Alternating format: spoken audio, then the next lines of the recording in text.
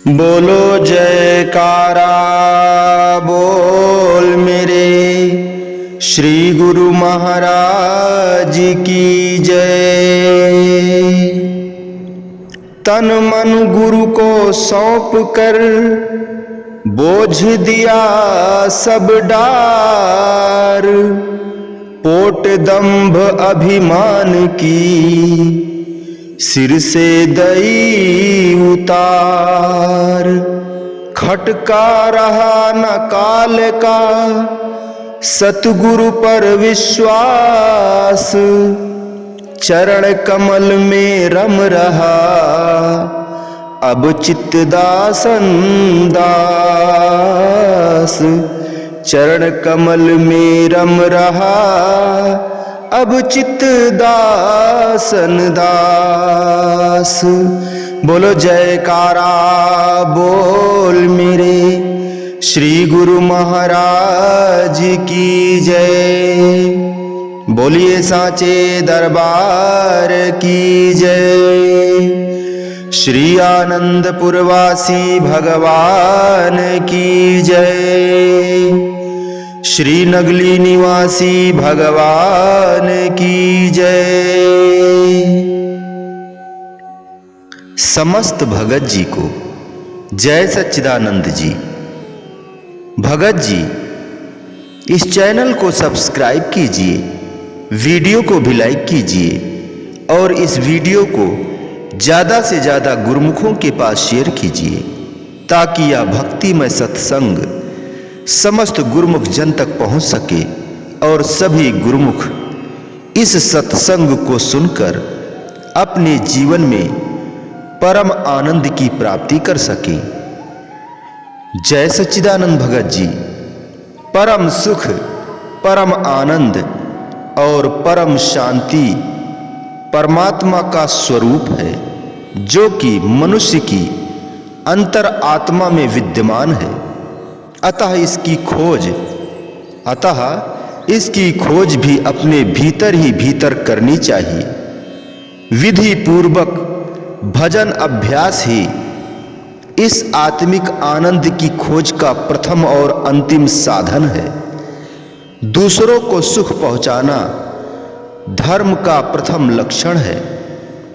दूसरों को सुख पहुंचाना धर्म का प्रथम लक्षण कहा जाता है। मन, वाणी और कर्म से जो दूसरों को सुख प्रदान करता है उसे स्वयं को भी सुख प्राप्त होता है। दूसरों को दुख पहुंचाना अधर्म का प्रथम लक्षण है।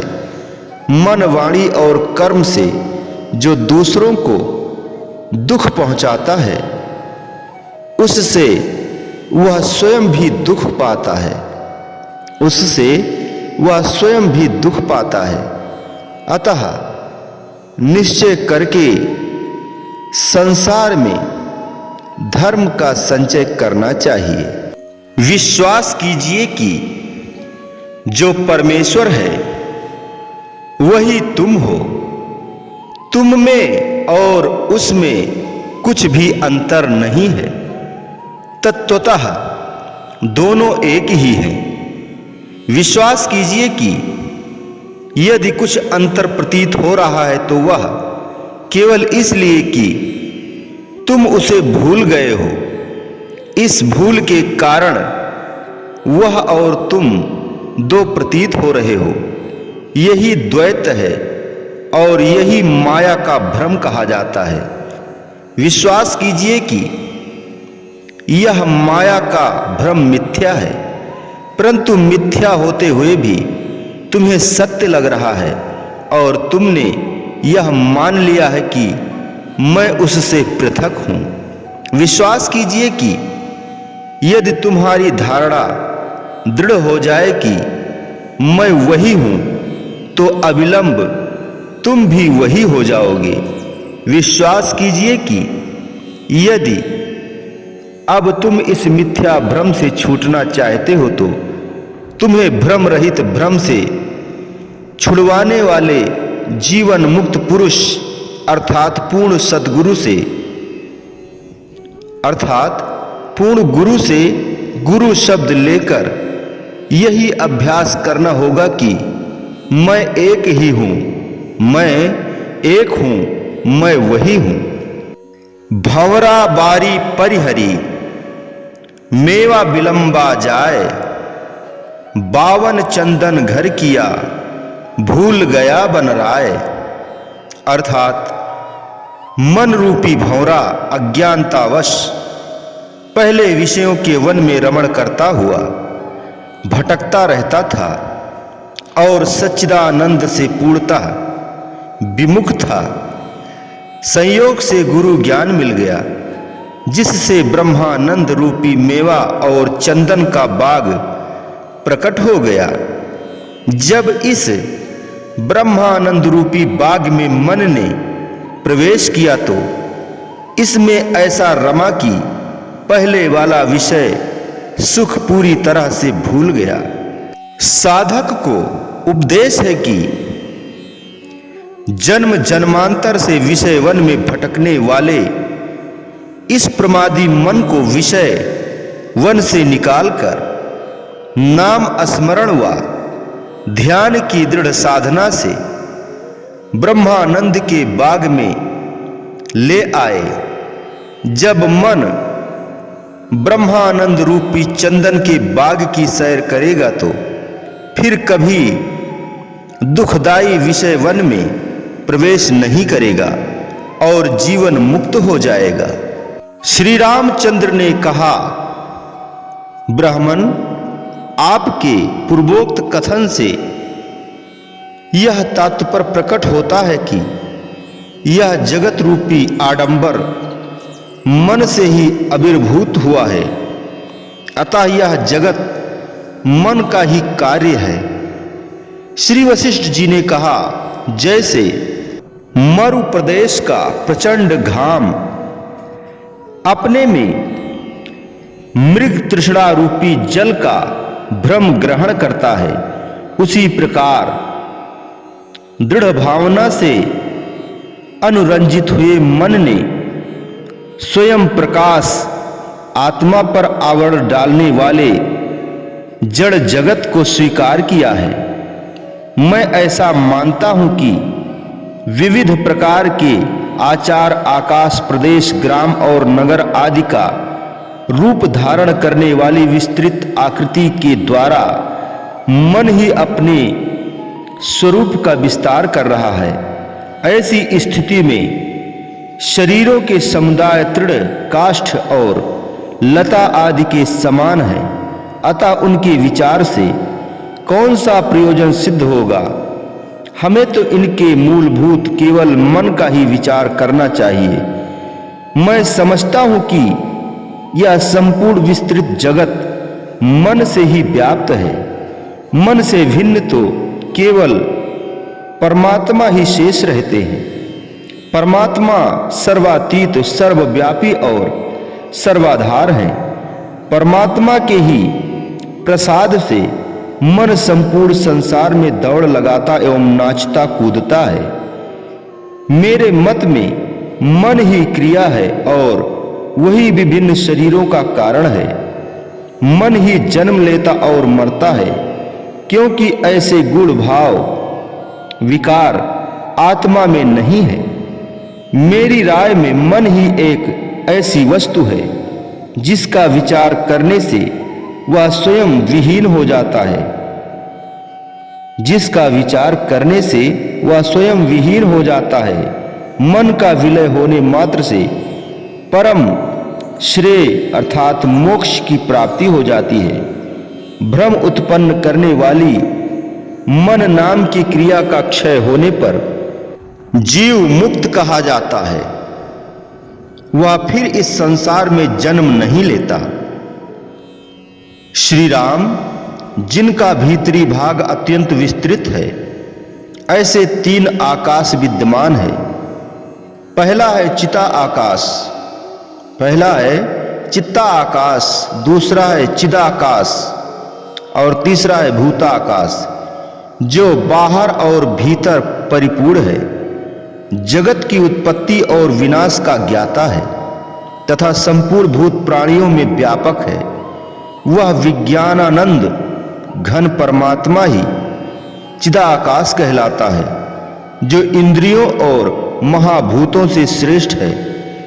काल की कलना जिसका स्वभाव है और जिसने अपने संकल्प के द्वारा इस संपूर्ण जगत का विस्तार किया है, वह समस्त प्राणियों का हितकारी कल्पनात्मक मन ही चिदाकाश कहा जाता है। दसों दिशाओं के मंडलाकार विस्तार से भी जिसका कलेवर सीमित नहीं होता तथा जो वायु और मेघ आदि का आश्रय है, वह भूताकाश, वह भूतात्मक आकाश ही भूताकाश कहलाता है।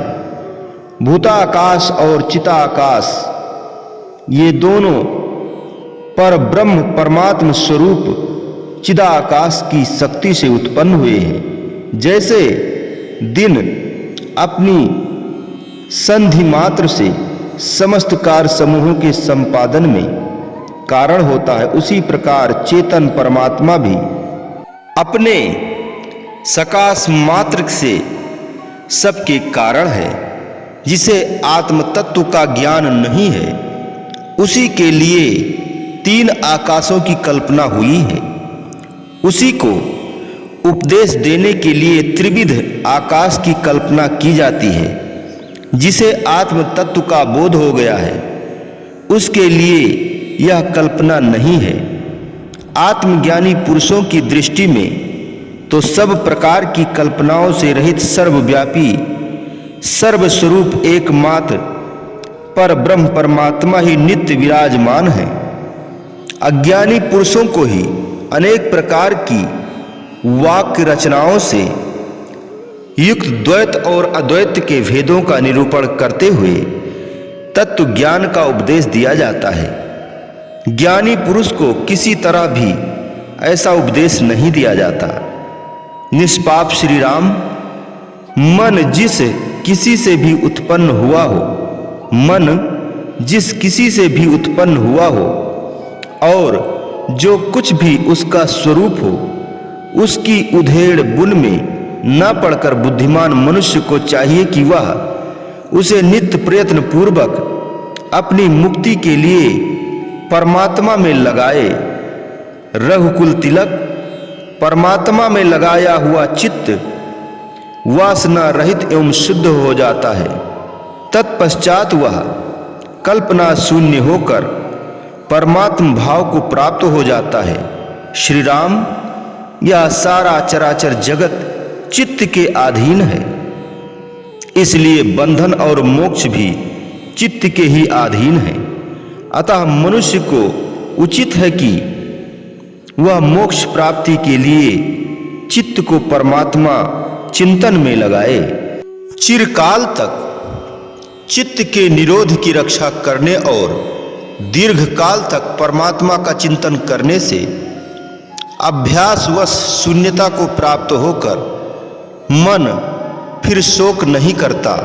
मन के प्रमाद से नाना प्रकार के दुख बढ़ते हैं और बढ़कर पर्वत शिखर के समान हो जाते हैं तथा उसी को वश में कर लेने से ज्ञान का उदय होने के कारण वे सारे दुख उसी तरह नष्ट हो जाते हैं जैसे सूर्य के सामने बर्फ का ढेर गल जाता है। यदि मन शास्त्रों के अर्थ ज्ञान से उत्पन्न हुई अनिग्न वासना से युक्त हो राग आदि के विषय में मौन का आश्रय ले जीवन पर्यंत मुनि की तरह रमता है, तो आगे चलकर पावन को भी पावन बनाने वाले जन्म रहित शीतल अर्थात शांतिमय परिपूर्ण ब्रह्म पद को प्राप्त करके उसी में स्थित हुआ जीवन मुक्त पुरुष बड़ी से बड़ी आपत्तियों में पड़ने पर भी कभी शोक नहीं करता। श्री वशिष्ठ जी कहते हैं, श्री राम, जैसे जल जाति का बोध रखने वाले पुरुषों की दृष्टि में तरंग समुद्र से भिन्न नहीं है, उसी प्रकार इस लोक में जिन्हें परमात्म तत्व का ज्ञान हो गया है, उनकी दृष्टि में उनका मन भी पर ब्रह्म परमात्मा ही है, उससे भिन्न नहीं। रघुनंदन, अज्ञानी पुरुषों का मन ही संसार रूपी भ्रम का कारण है, अथवा जन्म मरण रूपी संसार में भटकाने का हेतु है। जैसे जो लोग जल सामान पर दृष्टि नहीं रखते, उन्हीं को समुद्र के जल और तरंग में भेद प्रतीत होता है। अज्ञानियों के पक्ष में उन्हें केवल ज्ञान का उपदेश देने के लिए ही वाच्य वाचक संबंध जनित भेद की कल्पना की जाती है। पर ब्रह्म परमात्मा सर्वशक्तिमान, नित्य परिपूर्ण एवं अविनाशी है। उन सर्वव्यापी परमात्मा में जो न हो ऐसी किसी वस्तु की सत्ता है ही नहीं। भगवान संपूर्ण शक्तियों से परिपूर्ण है। उन्हें जो भी शक्ति रुचती है, तब उसी अनंत शक्ति को वे सर्वव्यापी परमात्मा प्रकाशित करते हैं, उपयोग में लाते हैं। श्री राम, प्राणियों के शरीर में ब्रह्म की चेतन शक्ति दिखाई देती है। इसी तरह प्रवाह आदि वायु में ब्रह्म की स्पंदन शक्ति, प्रस्तर में जड़ शक्ति, जल में द्रव शक्ति, अग्नि में तेजस शक्ति, आकाश में शून्य शक्ति और जगत की स्थिति में उनकी भाव सत्ता शक्ति विद्यमान है। ब्रह्म की संपूर्ण शक्ति दसों दिशाओं में व्याप्त दिखाई देती है।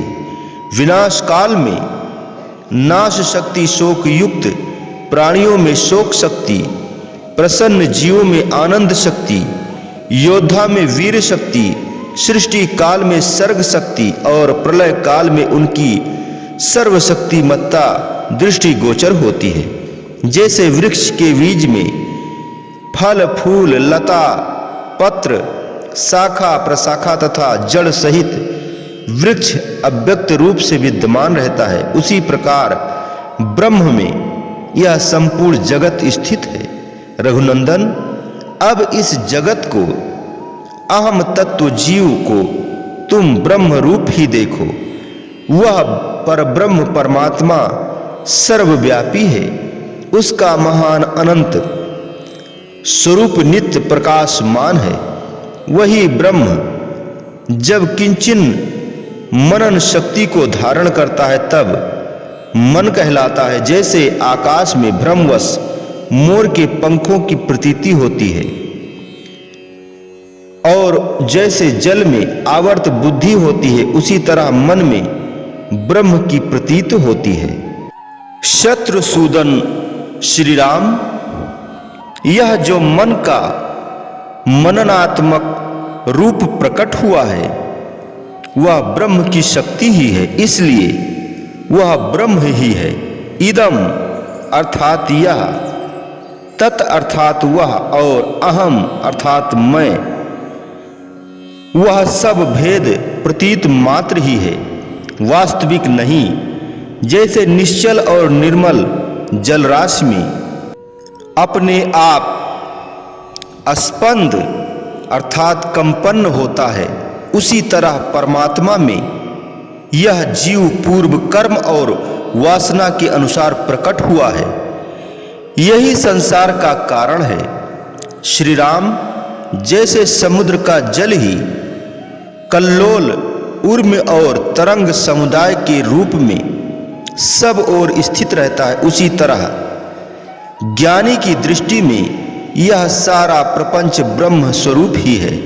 जैसे विविध तरंगों से व्याप्त विशाल महासागर के जल के अतिरिक्त दूसरी कोई कल्पना या सत्ता नहीं है, उसी तरह पर ब्रह्म परमात्मा में नाम रूप क्रियात्मक संसार की ब्रह्म से अतिरिक्त सत्ता नहीं है। यह जो कुछ जगत जन्म लेता, नष्ट होता, गमन करता अथवा स्थित रहता है, वह सब ब्रह्म के द्वारा ब्रह्म में ब्रह्म ही बरतता है। कारण, कर्म, कर्ता, जन्म, मरण और स्थिति, ये सब ब्रह्म ही है। उसके बिना दूसरी कोई कल्पना ही नहीं। यह सारा जगत परमात्मा ही है।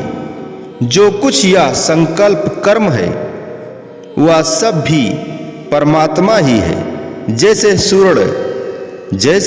सुवर्ण बाजू बंद के रूप में प्रकट होता है, उसी प्रकार परमात्मा मन रूप से प्रकट हुआ है, इसलिए मन भी परमात्मा ही है।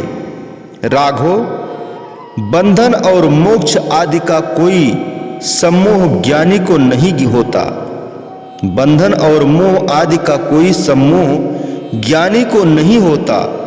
मोह जनित बंधन और मोक्ष आदि का तो अज्ञानी को ही होते हैं। निष्पाप श्री राम, विकल्प जाल से परिपूर्ण यह संसार रचना प्रतीत मात्र ही है, जो बंध मोक्ष आदि की कल्पनाओं के रूप में विस्तार को प्राप्त हो रही है।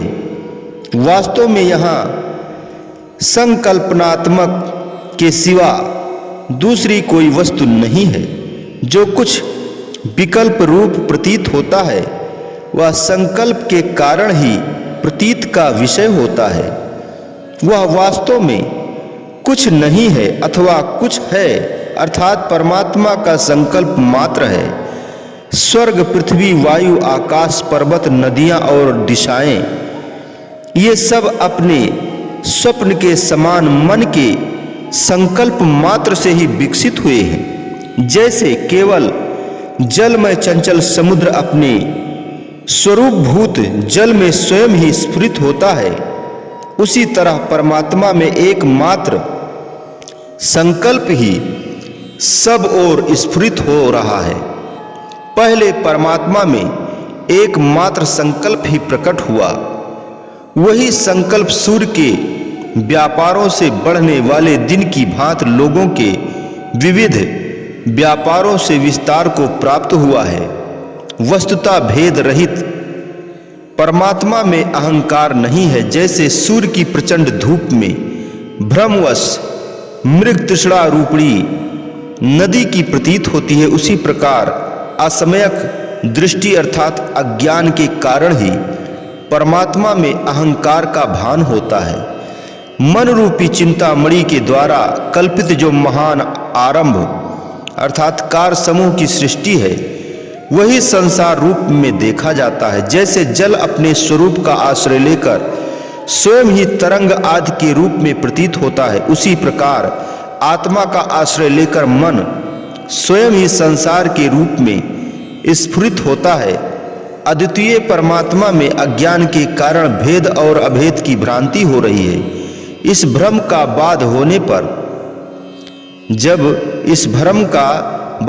पर जब यह सब कुछ ब्रह्म तत्व के रूप में ही अवशिष्ट रह जाता है, तब यहाँ कौन बद्ध है और कौन मुक्त होता है। जब तक ब्रह्म का साक्षात्कार नहीं होता, तभी तक देह आदि के पीड़ित होने पर भी यह पीड़ा रहित जीव भी पीड़ा से युक्त सा प्रतीत होता है। अच्छेद होने पर भी देह के किसी अंग के कट जाने पर तमतमा उठता है, परंतु जब परमात्मा का साक्षात्कार हो जाता है तब ये बातें नहीं होती, क्योंकि परमात्मा में भेद अभेद विकार और पीड़ा कुछ भी नहीं है।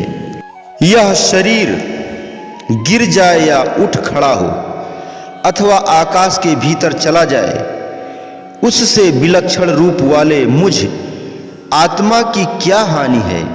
श्री राम, मन ही संपूर्ण जगत का शरीर है। मन ही संपूर्ण जगत का शरीर है।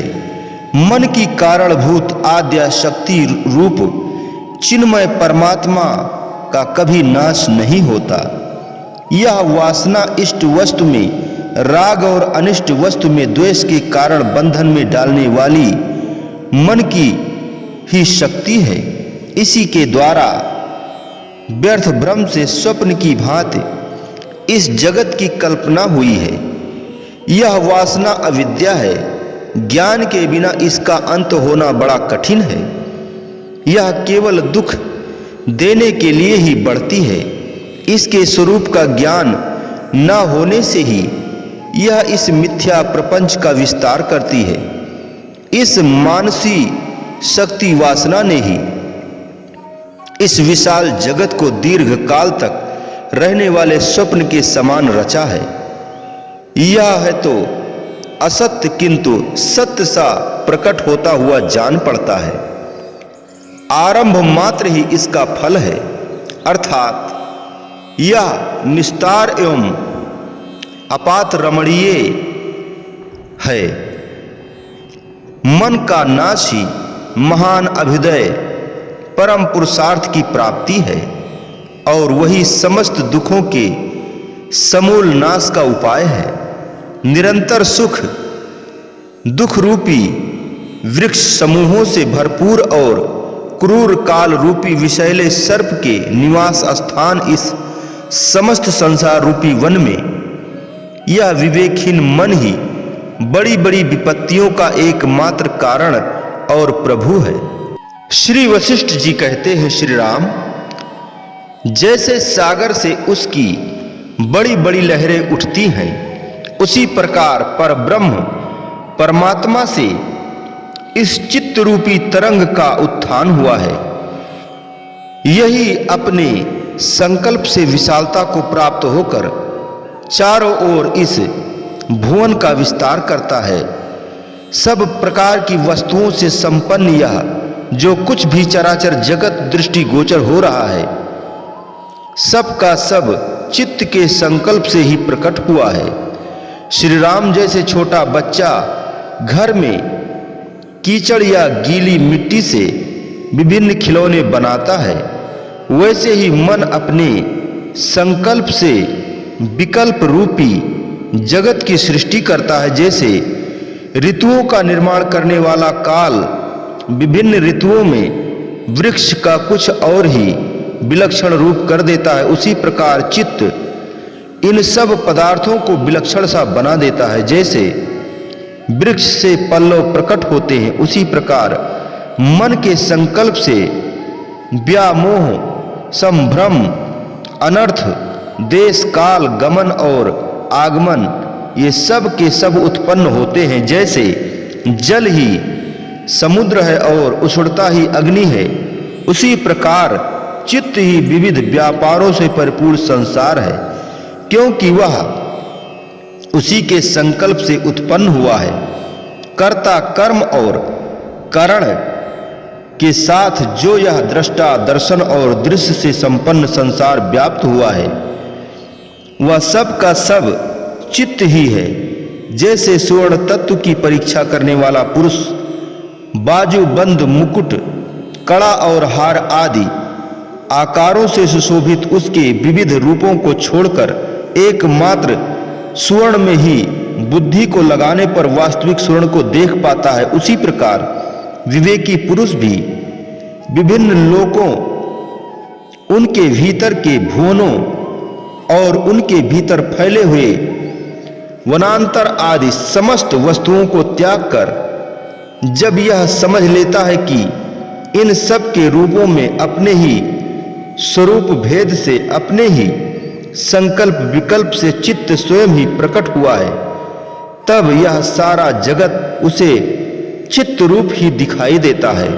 फिर चित्त के सिवा दूसरी कोई वस्तु दृष्टिगोचर नहीं होती। जैसे बालिका बेतालों का विस्तार करती है, उसी प्रकार अत्यंत तुच्छ वासना रूपी शास्त्रों दोषों से मलिन हुई मनोवृत्ति जो नहीं है, उस दुख का भी पूर्ण रूप से विस्तार करती है। किंतु जो वासना रूप कलंक से मलिन नहीं हुई है, निष्कलंक है, वह मनोवृत्ति महान दुख विद्यमान हो तो भी उसे उसी प्रकार क्षण भर में मिटा देती है। जैसे सूर्य की प्रभा अंधकार को वासना युक्त अज्ञानी चित्त को जहां भय नहीं है वहां भी भय दिखाई देता है। जैसे भ्रम में पड़े पथिक को ठूठा काठ दूर से पिशाच जैसा जान पड़ता है, कलंक से मलिन हुआ मन मित्र में भी शत्रु की आशंका करता है। जैसे नशे में चूर हुआ प्राणी इस पृथ्वी को घूमती हुई देखता है, मन के व्याकुल होने पर चंद्रमा से भी वज्रपात होता जान पड़ता है। जैसे विष बुद्धि से भक्षण किया गया अमृत भी विष का काम करता है।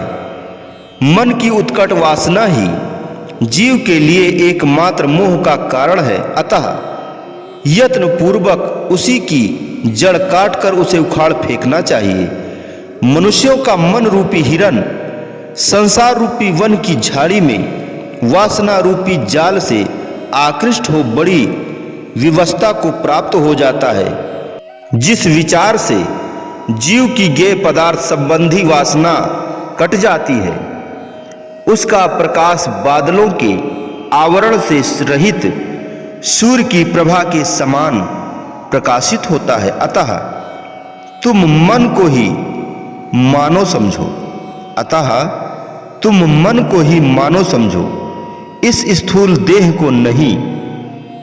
देह जड़ है, किंतु इसके भीतर रहने वाले मन को ना जड़ माना जाता है ना अजड़। मन ने जो कर दिया है उसी को किया हुआ समझो, और मन ने जिसे छोड़ दिया उसी को छोड़ा हुआ मानो। यह सारा जगत एकमात्र मन ही है। मन ही संपूर्ण भूमंडल है। मन ही आकाश, मन ही भूमि, मन ही वायु और मन ही महतत्व है। यदि मन सूर्य आदि प्रकाश में प्रकाश आदि रूप से अपने आप को योजित न करे तो ये सूर्य आदि का भी कभी प्रकाशित न हो। जिसका मन मोह को प्राप्त होता है वही मूढ़ कहलाता है। यदि शरीर मोह को प्राप्त हो तो उसके शव को कोई मूढ़ नहीं कहता। मन जब देखता है तब नेत्र बन जाता है, सुनता है तब श्रवण या कान बन जाता है। स्पर्श का अनुभव करने से वही त्वाग इंद्रिय का रूप ग्रहण करता है। सूंघने से घ्राण इंद्रिय और रसास्वादन करने से रस इंद्रिय हो जाता है। जैसे नाटक में एक ही नट अनेक भूमिकाएं विविध रूपों में देखा जाता है, उसी प्रकार देह के भीतर इन विचित्र इंद्रिय वृत्तियों में केवल मन ही अनुवृत्ति होती है। मन छोटे को बड़ा बना देता है, सत्य पदार्थ में असत्ता स्थापित कर देता है, स्वादिष्ट को कड़वा बनाता और शत्रु को मित्र बना लेता है। यदि भगवत स्मरण आदि मनोहर मनोवृत्ति का उदय हो तो रौरो नरक का दुख भी सुख के रूप में परिणत हो जाता है। जिसे कल सवेरे राज मिलने का विश्वास है, वह यदि कारागार में अच्छी तरह बंधा हो तो भी उसका वह बंधन दुखद नहीं होता। मन के जीत लिए जाने पर सारी इंद्रियां स्वतः वश में हो जाती हैं।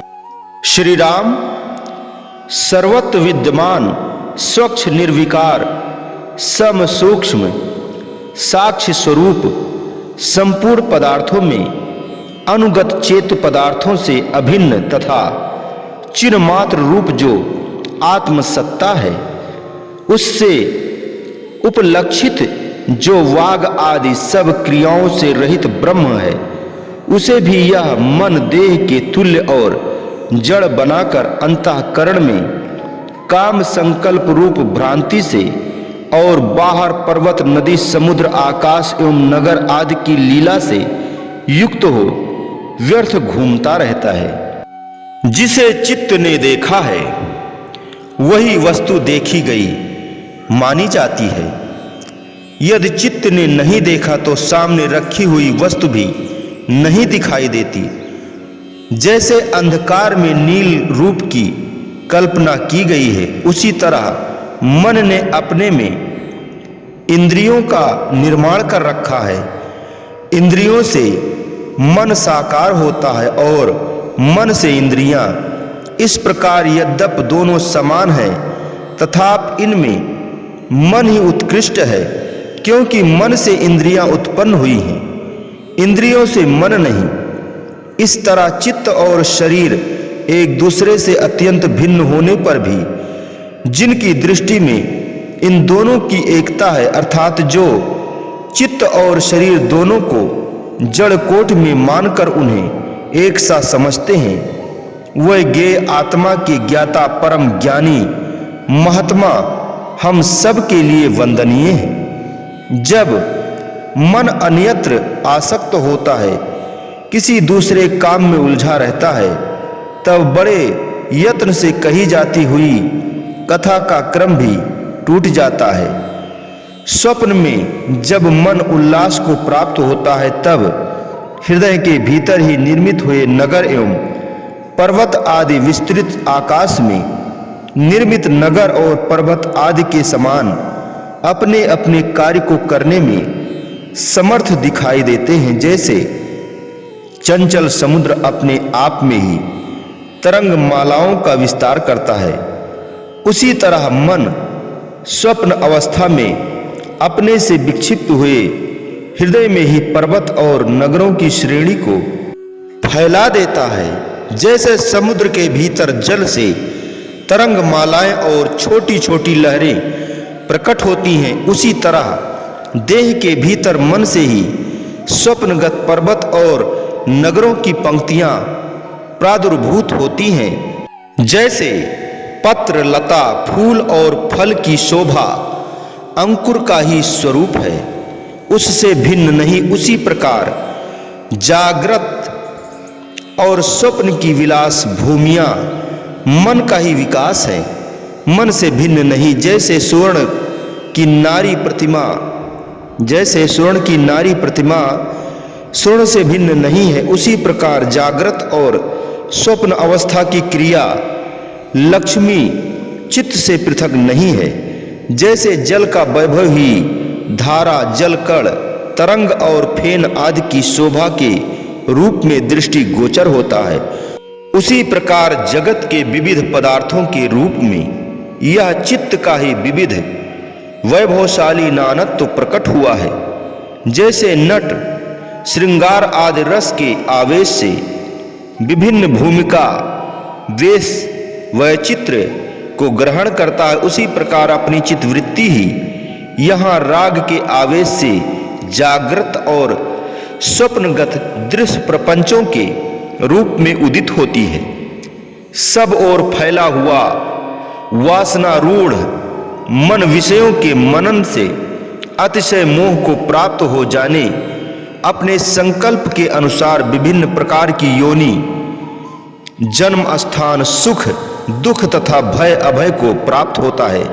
जैसे तिल में तेल रहता है, उसी तरह मन में सुख और दुख रहते हैं। वही देश और काल का प्रभाव पड़ने से कभी घनीभूत हो जाते हैं और कभी अत्यंत सूक्ष्म। मन शरीर के संकल्प के सफल होने पर ही स्थूल शरीर शांति एवं उल्लास को प्राप्त होता है, आता जाता है और उछलता कूदता है। वह स्वतंत्र रूप से कुछ नहीं करता। जैसे साध्वी स्त्री अंतःपुर के आंगन में ही अपने संकल्प से उदित विविध एवं विस्तृत उल्लासों के साथ क्रीड़ा करती है, उसी प्रकार मन इस देह के भीतर अपने संकल्पों द्वारा कल्पित अनेक प्रकार के बढ़े हुए उल्लासजनक भावों से क्रीड़ा विलास करता है। इसलिए जो पुरुष अंतःकरण में मन को चपलता अर्थात विषय चिंतन के लिए अधिक अवसर नहीं देता, उसका वह मन खंभे में बंधे हुए हाथी के समान स्थिर होकर लय को प्राप्त हो जाता है।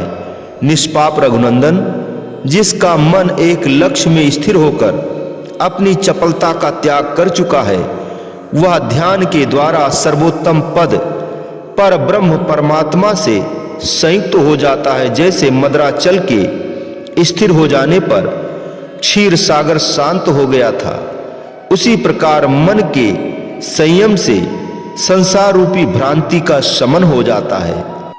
श्री वशिष्ठ जी कहते हैं, श्री राम, यह चित्त एक महान रोग है।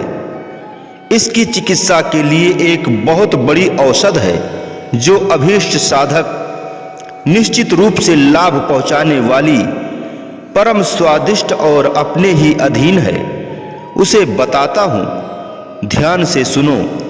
राग के विषयभूत बाह्य विषयों का परित्याग करके परमात्म चिंतन रूपी अपने ही पुरुषार्थमय प्रयत्न से चित्त रूपी बेताल शीघ्र विजय पाई जाती है। चित्त रूपी बेताल पर शीघ्र विजय पाई जाती है। जो अभीष्ट वस्तु है अर्थात बाह्य विषय भोग को त्याग कर चित्त के राग आदि रोगों से रहित हो स्वस्थ रहता है, उसने अपने मन को उसी प्रकार जीत लिया है जैसे मजबूत दांतों वाला हाथी खराब और कमजोर दांत वाले हाथी को जीत लेता है। स्व संवेदन अर्थात आत्मा या परमात्मा के निरंतर चिंतन रूपी प्रयत्न से चित्त रूपी बालक का पालन किया जाता है, अर्थात उक्त यत्न से उसके राग और चपलता आदि रोगों की चिकित्सा करके उसे स्वस्थ बनाया जाता है। उसे अवस्तु अर्थात मिथ्या अथवा अनावस्तु से हटाकर वस्तु अर्थात सत्य अथवा आत्म तत्व में लगाया जाता है तथा उसे बोध से संपन्न किया जाता है। जैसे बालक को प्यार या भय दिखाकर बिना प्रयत्न के ही इधर उधर जहां चाहे लगाया जाता है, उसी प्रकार भावों से मन को भी अनायास ही अंतर आत्मा में लगाया जा सकता है। ऐसा करने में कठिनाई ही क्या है। भविष्य में अभ्युदय रूपी फल को देने वाले सत्कर्म अर्थात समाधि के अभ्यास में लगे हुए मन को अपने पुरुषार्थ से चेतन परमात्मा के साथ संयुक्त करे, जो सर्वथा अपने अधीन और परम हितकर है। वह अभीष्ट वस्तु का त्याग रूपी वैराग जिसके लिए कठिन हो गया है, वह मनुष्य नहीं विषयों का कीड़ा है, उसे धिक्कार है। जैसे कोई पहलवान किसी बालक को अनायास ही पिछाड़ देता है, उसी प्रकार अपनी बुद्धि से अरम्य विषय समूहों में परम रमणीय पर ब्रह्म परमात्मा की भावना करके मन को बिना प्रयत्न के ही जीत लिया जा सकता है। पौरुष रूपी प्रयत्न से चित्त को शीघ्र ही जीत लिया जाता है। जो चित्त को जीतकर उसके प्रभाव से रहित हो गया है, वह बिना किसी प्रयास के पर ब्रह्म परमात्मा को प्राप्त कर लेता है। अपने चित्त पर आक्रमण करके उसे वश में कर लेना मात्र जो सहज साध्य और स्वाधीन कार्य है, उसे ही जो लोग नहीं कर सकते, वे पुरुष नहीं गीदड़ हैं, उन्हें धिक्कार है।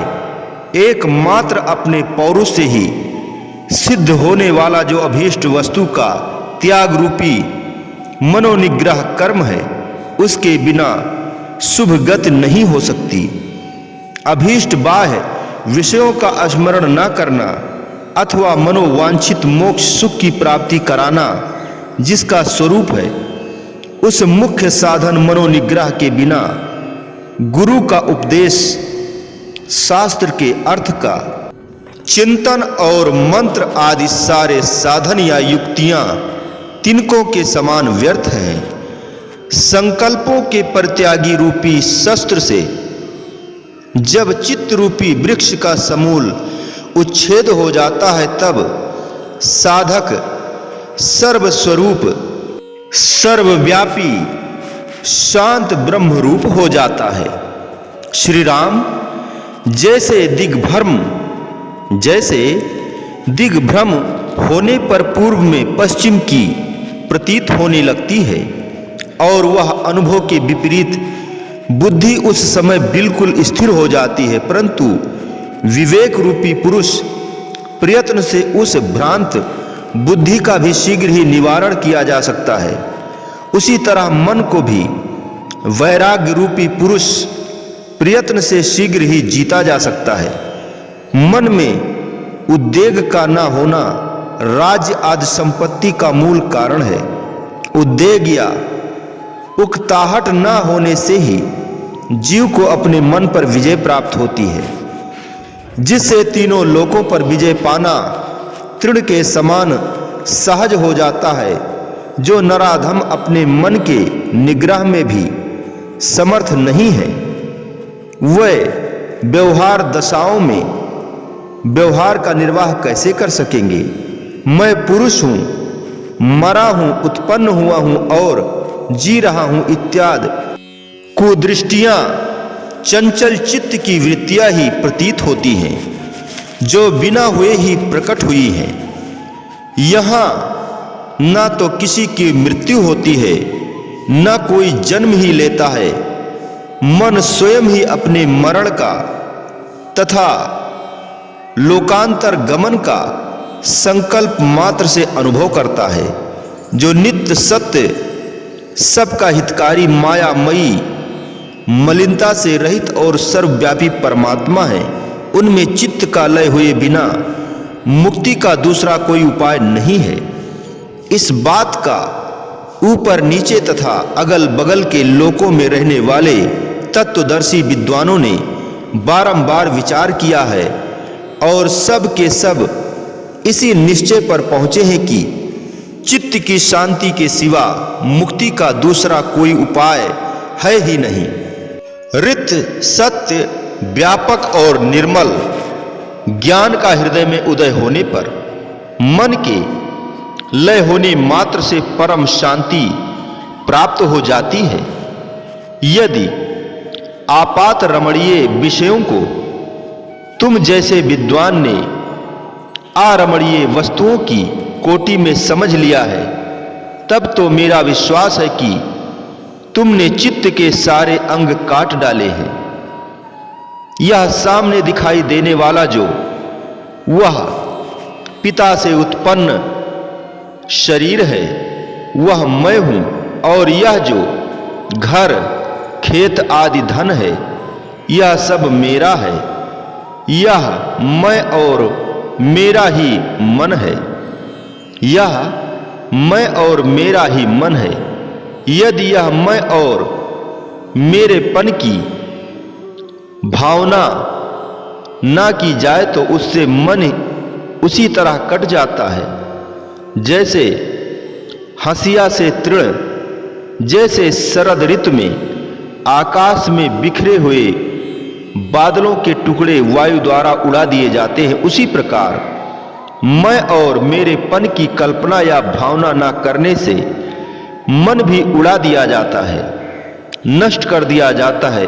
इसलिए कोई विज्ञ पुरुष जैसे अपने बालक पुत्र को अच्छे कर्म में लगाता है, उसी प्रकार विद्वान पुरुष को चाहिए कि वह अपने मन को कल्याण में लगाए, जिसका नाश होना कठिन है, तथा जो नूतन या बालक न होकर सयाना और दर्प से भरा हुआ है, उस मन रूपी सिंह को जो संसार का विस्तार करने वाला है, जो लोग मार डालते हैं, वे निर्वाण पद का उपदेश देने वाले महात्मा जन इस संसार में धन्य हैं। उनकी सदा ही विजय होती है। भले ही प्रलय काल के प्रचंड पवन प्रवाहित हों, चारों समुद्र एक में मिलकर एकाड़ो हो जाएं और 12 सूर्य एक साथ तपने लगे, परंतु जिसका मन शांत हो गया है,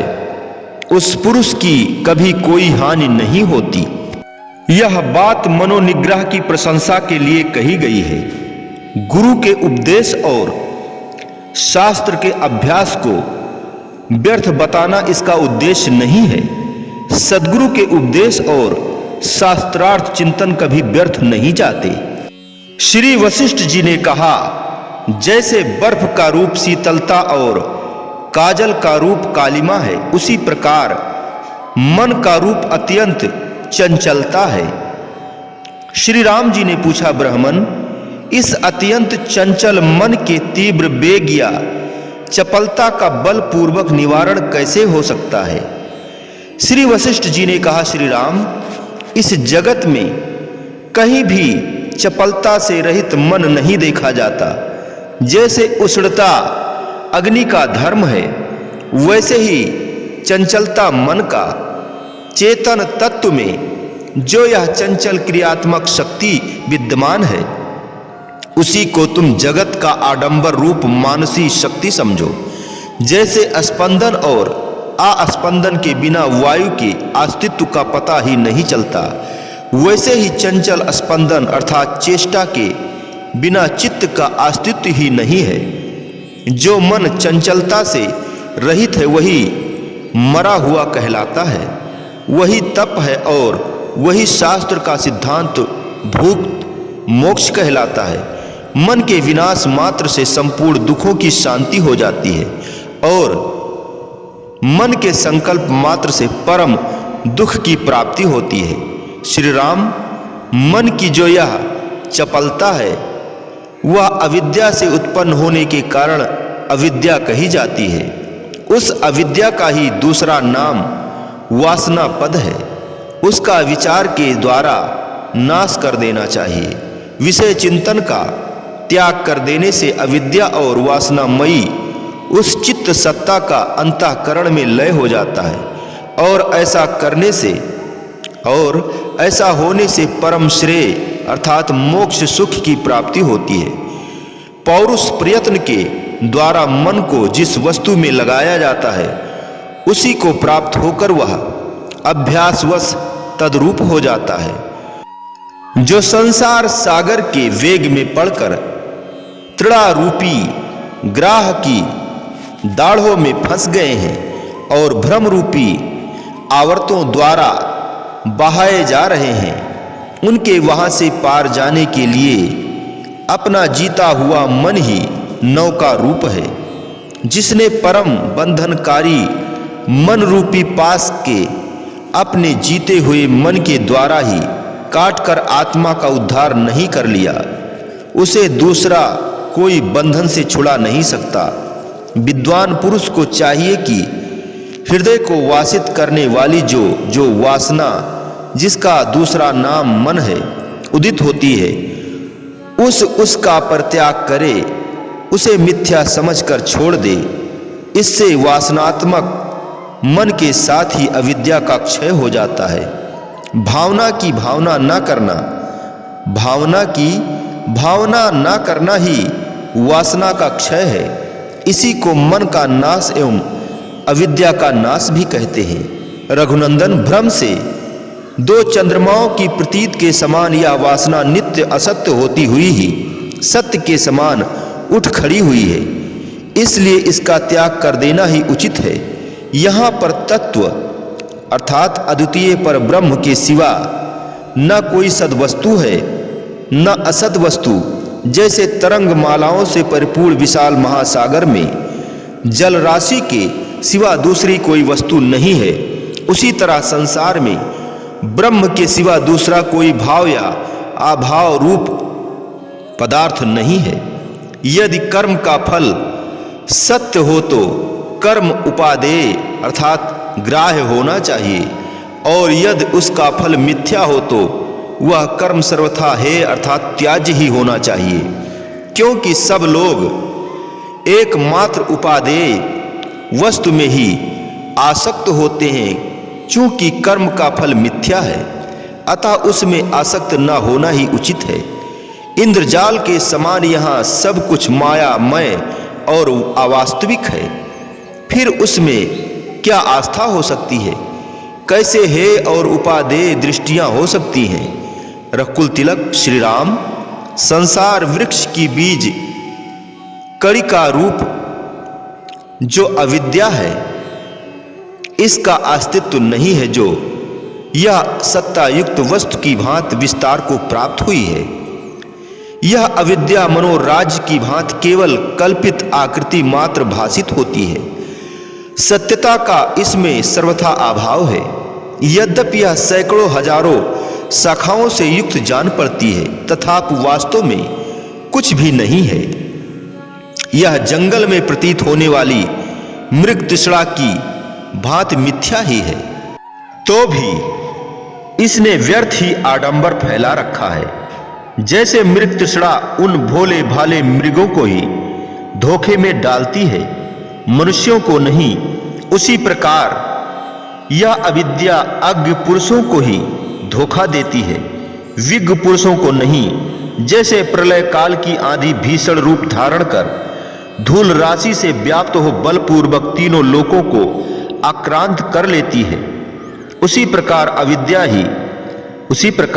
अविद्या भी भयंकर आकार धारण कर विचरती है। रजोगुण के आधिक्य सेवा धूसर जान पड़ती है और हठात लोकांतर को पद दलित कर देती है। जैसे आकाश में अकारण ही नीलिमा दिखाई देती है, उसी प्रकार यह अविद्या भी किसी कारण के बिना ही प्रतीत का विषय होती है। दो चंद्रमाओं के भ्रम की भांति इसकी उत्पत्ति हुई है। यह स्वप्न के समान भ्रम उत्पन्न करती है और जैसे नौका द्वारा यात्रा करने वाले लोगों को तटवर्ती ठूठे काठ में भी गतिशील की प्रतीत होती है, वैसे ही यहाँ इसका अविद्या का उत्थान हुआ है। यह अविद्या जब चित्त को दूषित कर देती है, तब इससे व्याकुल हुए लोगों को दीर्घ काल तक संसार रूपी स्वप्न का भ्रम बना रहता है। दीर्घ काल तक संसार रूपी भ्रम बना रहता है। विषय रूपी रथ पर आरूढ़ हुई यह उद्भूत वासना रूपिणी प्रबल अविद्या मन को उसी तरह शीघ्र आक्रांत कर लेती है जैसे जाल पक्षी को फांस लेता है। जैसे विवेक बुद्धि से विषय बुद्धि का निरोध किया जाता है, उसी तरह प्रयत्न पूर्वक इस वासना रूपिणी अविद्या का शीघ्र निरोध कर देना चाहिए। जैसे स्रोतों को रोक देने से नदी सूख जाती है, उसी प्रकार अविद्या के निरोध से यह मनोमयी नदी भी सूख कर नष्ट हो जाती है। श्री राम जी बोले, ब्राह्मण, यह अविद्या अविद्यमान असत्य है, अत्यंत तुच्छ है और मिथ्या भावना रूप है, तो भी इसने कोमलांगी युवती की भांति सारे जगत को अंधा बना रखा है। यह बड़े आश्चर्य की बात है। इसका न कोई रूप है न आकार है। यह सुंदर चेतन से भी रहित है और असत्य होकर भी नष्ट नहीं हो रही है। इसने सारे जगत को अंधा बना रखा है। यह कैसा आश्चर्य है। यह सदा अनंत दुखों से व्याप्त मृतक के तुल्य और संज्ञाहीन है, तो भी इसने जगत को अंधा बना रखा है। यह विचित्र बात है। काम और क्रोध ही इसके सुदृढ़ अंग हैं। तमोगुण की अधिकता से यह वक्र जान पड़ती है और ज्ञान का उदय होने पर यह शीघ्र ही शरीर रहित अर्थात नष्ट हो जाती है, तो भी इसने जगत को अंधा बना रखा है। यह कैसी अद्भुत बात है। अपने आत्म स्वरूप परमात्मा के विषय में जो अंधे मूढ़ हैं, वही इस अविद्या आश्रय हैं। वही इस अविद्या के आश्रय हैं। यह जड़ है, जड़ता से जीर्ण शीर्ण है और दुख से अत्यंत प्रलाप करने वाली है तो भी इसने जगत को अंधा बना रखा है। यह कितने आश्चर्य की बात है प्रभो। अनंत दुश्चेष्टा रूप विलास करने वाली, जन्म मरण आदि सुख दुख का भागी बनाने वाली तथा मन रूपी गुहागृह में बद्ध वासना वाली यह अविद्या, जिसकी कहीं समता नहीं है, किस उपाय से नष्ट होती है? श्री रामचंद्र जी ने पूछा, ब्राह्मण, अविद्या के प्रभाव से उत्पन्न हुआ जो पुरुष का गहन एवं महान अंधापन है, उसका निवारण कैसे होता है? श्री वशिष्ठ जी ने कहा, रघुनंदन, जैसे ओस या पाले की एक कणिका सूर्य का दर्शन होने से क्षण भर में नष्ट हो जाती है, उसी प्रकार परमात्मा का साक्षात्कार होने से इस अविद्या का तत्काल नाश हो जाता है।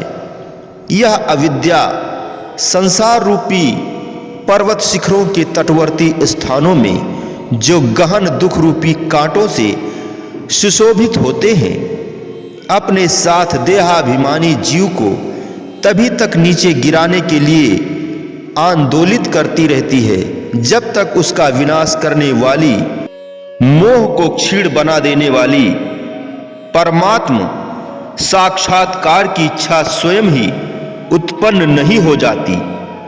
जैसे सभी दिशाओं में 12 सूर्यों के साथ उदित होने पर छाया अपने आप नष्ट हो जाती है, उसी प्रकार ज्ञान स्वरूप सर्वव्यापी परमात्मा का साक्षात्कार होने पर यह अविद्या स्वयं ही विलीन हो जाती है। रघुनंदन, बाह्य विषयों की इच्छा मात्र को यहाँ अविद्या कहा गया है, क्योंकि अविद्या से ही इच्छा उत्पन्न होती है। इच्छा मात्र का नाश ही मोक्ष कहलाता है। वह मोक्ष संकल्प के अभाव मात्र से सिद्ध होता है। जैसे सूर्य का उदय होने पर रात न जाने कहां चली जाती है, उसी प्रकार परमात्मा के यथार्थ ज्ञान का उदय होने पर अविद्या न जाने कहां विलीन हो जाती है। श्री राम जी ने पूछा, ब्राह्मण, यह जो कुछ भी दृश्य प्रपंच है वह अविद्या से उत्पन्न होने के कारण अविद्या ही है, और वह अविद्या परमात्मा के चिंतन से नष्ट हो जाती है। तब कृपा पूर्वक यह बतलाइए कि वह परमात्मा कैसा है।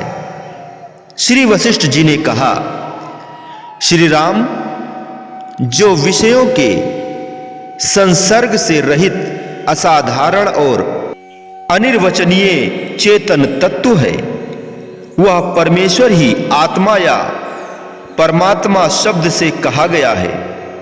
निष्पाप श्री राम, ब्रह्मा से लेकर कीट पतंग एवं पेड़ पौधों तक जो यह तृण आदि रूप जगत है, वह सब सदा परमात्मा ही है।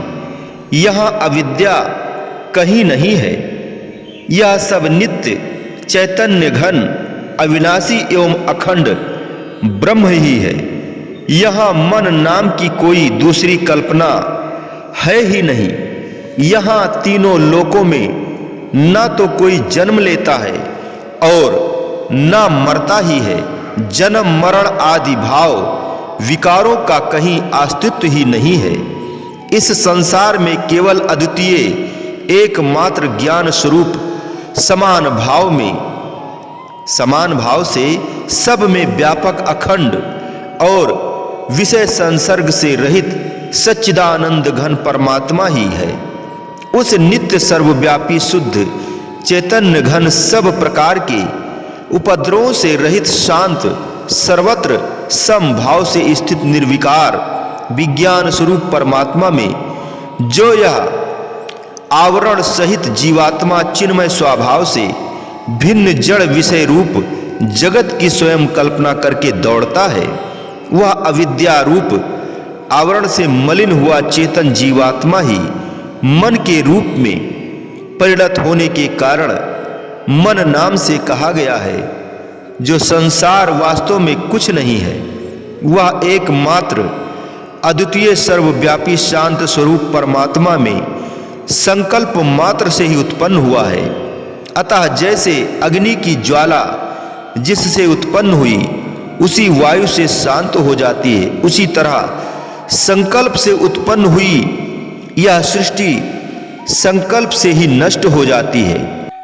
भोगास रूपता को प्राप्त हुई वह अविद्या एकमात्र असंकल्प रूप पुरुष प्रयत्न द्वारा लय को प्राप्त होती है। मैं कृश हूं, अत्यंत दुखी हूं, बधा हुआ हूं तथा हाथ पैर आदि अवयवों से युक्त हूं। इस भावना के अनुरूप व्यवहार से जीवात्मा बंधन में पड़ता है। मेरा दुख से कोई संबंध नहीं है, यह शरीर भी मेरा नहीं है। भला किस आत्मा को बंधन प्राप्त हुआ है? किसी को भी नहीं। आत्मा नित्य मुक्त स्वरूप है। इस भावना के अनुरूप व्यवहार से जीवात्मा की मुक्ति होती है। नेत्रों की ही अपनी दर्शन शक्ति का क्षय होने पर अर्थात अत्यंत दूरता के कारण दर्शन शक्ति के कुंठित हो जाने पर जो वस्तु स्वभाव से अदर्शन रूप अंधकार उदित हुआ है वही आकाश की नीलिमा के रूप में दृष्टि गोचर होता है। यह जान लेने पर जैसे आकाश में कालिमा दिखने पर भी यह वास्तव में कालिमा नहीं है ऐसी बुद्धि सुदृढ़ हो जाती है, वैसे ही अविद्या रूपी अंधकार को भी समझना चाहिए। जैसे स्वप्न में हाय मैं दुख से नष्ट हो गया, इस संकल्प से मनुष्य दुख से नष्ट सा होने लगता है, और मैं जाग गया हूं, इस संकल्प से वह स्वप्न के दुख से छुटकारा पाकर सुखी हो जाता है। उसी प्रकार मन विषय के संकल्प से मूढ़ता को प्राप्त होता है और विज्ञान स्वरूप उदार परमात्मा के संकल्प या चिंतन से वह विज्ञानमय ब्रह्म भाव की ओर अग्रसर होता है। मैं अज्ञानी हूं, ऐसे संकल्प से यह अनादि विद्या ऐसे संकल्प से यह अनाद अविद्या एक क्षण में प्रकट होती है और विस्मरण अर्थात संकल्प वासनाओं के मूलोच्छेद से यह विनाशशील अविद्या सर्वथा नष्ट हो जाती है। जो दृश्य पहले ही नहीं था वह आज भी नहीं है, और जो यह भासित हो रहा है वह शांत अद्वितीय निर्विकार एवं निर्दोष ब्रह्म ही है। अतः कभी किसी के लिए किसी तरह और किसी भी कारण से ब्रह्म के अतिरिक्त दूसरी कोई माननीय वस्तु नहीं है। इसलिए आदि अंत से रहित निर्विकार ब्रह्म में पूर्णता स्थित हो जाना चाहिए। उत्तम बुद्धि के द्वारा परम पुरुषार्थ का आश्रय लेकर प्रयत्न पूर्वक चित्त से भोगाशा भावना को जड़ मूल सहित उखाड़ फेंक देना चाहिए। महान मोह अर्थात अज्ञान ही जरा और मरण आदि का कारण है। जो जो वस्तु कार्य रूप से प्रकट होती है वह सब सैकड़ों आशा पाशों से उल्लसित होने वाली वासना का ही विस्तार है। ये मेरे पुत्र हैं, यह मेरा धन है, यह मैं हूं, यह मेरा घर है। इस प्रकार के इंद्रजाल से यह वासना ही वृद्धि को प्राप्त होती है। तत्वज्ञ श्री राम परमात्म तत्व के सिवा दूसरी कोई वस्तु कभी सत्य नहीं है। अतः वास्तव में मेरा और मैं ये दोनों ही नहीं है। रघुनंदन ज्ञानी की दृष्टि में अविद्या नहीं है। आकाश पर्वत समुद्र पृथ्वी और नदी रूप जो यह अविद्या है वह अज्ञानी की दृष्टि में है। ज्ञानी की दृष्टि में तो आकाश आदि रूप में ब्रह्म ही अपनी महिमा में स्थित है। अहो यह कितने आश्चर्य की बात है कि जो सत्य है उस ब्रह्म को तो लोग भूल गए हैं, और जो असत्य अविद्या नामक वस्तु है उसी का निश्चित रूप से निरंतर स्मरण हो रहा है। श्री वाल्मीकि जी कहते हैं, भारद्वाज पूज्यपाद महात्मा वशिष्ठ के यों कहने पर कमल नयन श्री राम प्रफुल्ल पंकज के समान शोभा पाने लगे। श्री राम जी बोले, मुनिवर जो अविद्या वास्तव में है ही नहीं उसने सबको वश में कर लिया है, यह कैसी विचित्र बात है। श्री वशिष्ठ जी ने कहा, निष्पाप रघुनंदन, इस संसार में काठ और दीवाल के समान जड़ देह कुछ भी नहीं है। वास्तव में इसकी सत्ता नहीं है। इस चित्त ने स्वप्न के संसार की भांति इस चित्त ने ही स्वप्न के संसार की भांति इसकी कल्पना कर ली है।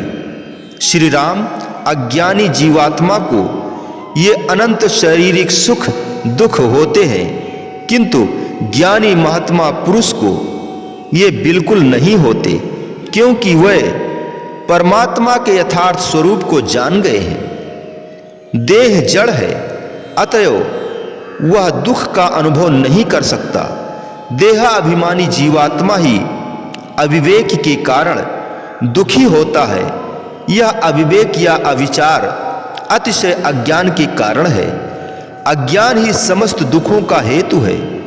एकमात्र अविवेकी रूपी दोष के कारण ही जीवात्मा शुभाशुभ कर्म के सुख दुख आदि फलों का भोगता है। ठीक उसी तरह जैसे रेशम का कीड़ा अज्ञानवश ही रेशम के कोश में बंधन को प्राप्त होता है, अविवेक रूपी रोग से बंधा हुआ विविध वृत्तियों से युक्त मन नाना आकृतियों में विचरण करता हुआ चक्र के समान घूमता रहता है। श्री राम जैसे घर का मालिक घर में अनेक प्रकार की चेष्टाएं करता है, किंतु जड़ गृह स्वयं कुछ भी नहीं करता, उसी तरह शरीर में जीवात्मा ही विविध चेष्टाएं करता है, शरीर नहीं। श्री राम जी ने पूछा, भगवान आप संपूर्ण तत्ववेत्ताओं में श्रेष्ठ हैं, सिद्धि देने वाली ज्ञान की 7 भूमिकाओं का स्वरूप कैसा है? आप मुझे संक्षेप में बताइए। श्री वशिष्ठ जी ने कहा, रघुनंदन अज्ञान की 7 भूमिकाएं हैं और ज्ञान की भी 7 ही भूमिकाएं हैं। फिर गुणों की विचित्रता से इस दोनों के दूसरे दूसरे असंख्य भेद हो जाते हैं। आत्मस्वरूप में अनादिकाल से अज्ञान का आरोप है। उस अज्ञान की ये 7 भूमिकाएं हैं, जिन्हें सुनो। पहला है बीज जागृत, दूसरा है जागृत, तीसरा है महाजागृत, चौथा है जागृत स्वप्न, पांचवा है स्वप्न, छठवां है स्वप्न जागृत और 7वां है सुषुप्ति। इस तरह अज्ञान के ये 7 भेद हैं। ये 7 भेद फिर एक दूसरे से संयुक्त होकर अनेक नाम धारण करते हैं। अब तुम इस सप्तविधि अज्ञान के लक्षण सुनो। महासर्ग के आदि में चिन्मय परमात्मा से जो प्रथम नाम निर्देश से रहित एवं विशुद्ध व्यष्ट चेतन प्रकट होता है, वह भविष्य में होने वाले चित्त और जीव आदि संज्ञा शब्दों तथा उनके अर्थों का भाजन होकर जागृत अवस्था में बीज रूप में स्थित होता है। क्योंकि वह महाप्रलय के समय भी परमात्मा में बीज रूप से ही था, इसलिए बीज जागृत कहलाता है। यह अज्ञान की नूतन अवस्था है। अब तुम जागृत संसार का वर्णन सुनो। नवजात बीज जागृत के पश्चात यह स्थूल देह मैं हूं, यह देह यह भोग्य पदार्थ समूह मेरा है, ऐसी जो अपने भीतर प्रतीत होती है उसे जागृत कहते हैं। यह देह मैं हूं, यह भोज्य यह भोग्य समूह मेरा है। इस जागृत प्रतीत के उत्पन्न होने के पश्चात जन्म जन्मांतर के अभ्यास से दृढ़ हुई जो प्रतीत स्फुरित होती है उसे महाजागृत कहा गया है। जागृत पुरुष का आदृढ़ या दृढ़ जो सर्वथा तन्मयात्मक अर्थात जागृत के ही तुल्य मनोराज्य है, उसी को जागृत स्वप्न कहते हैं। 2 चंद्रमाओं का दर्शन, सीपी में चांदनी की प्रतीत और मृग तृष्णा अर्थात मरुस्थल में बिना हुए जल की प्रतीत आदि भेद की तरह अभ्यासवश जागृत भाव को प्राप्त स्वप्न मनोराज अनेक प्रकार का होता है। उसे मैंने थोड़े ही समय तक देखा, वह सत्य भी नहीं है। नींद के समय अर्थात सुषुप्ति काल के आदि या अंत में अनुभव में आई हुई बातों के विषय में नींद के अंत में जो ऐसी प्रतीत होती है उसे स्वप्न कहा गया है। वह स्वप्न अज्ञ पुरुष की महाजागृत अवस्था में स्थित स्थूल शरीर के कंठ से लेकर हृदय पर्यंत नाड़ी प्रदेश में प्रकट होता है। चिरकाल तक दर्शन के अभाव से जो विकसित नहीं हुआ है, वह महाशरीर वाला दृढ़ अभिमान ही स्वप्न है सुदृढ़ अभिनिवेश से या चिर स्थायित्व की कल्पना से पुष्ट हो।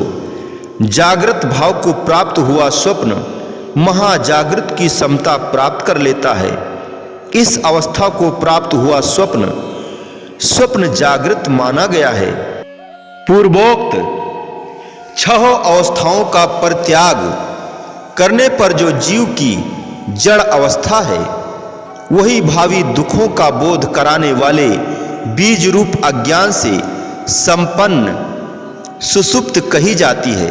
रघुनंदन, इस प्रकार 7 प्रकार की अज्ञान भूमिका का मैंने वर्णन किया। यह नाना प्रकार के विकारों तथा लोकांतरों के भेदों से युक्त होने के कारण निंद एवं त्याज बतलाई गई हैं। बोलो जयकारा बोल मेरे श्री गुरु महाराज की जय। बोलिए साचे दरबार की जय। श्री आनंदपुरवासी भगवान की जय। श्री नगली निवासी भगवान की जय। समस्त भगत जी को जय सच्चिदानंद जी।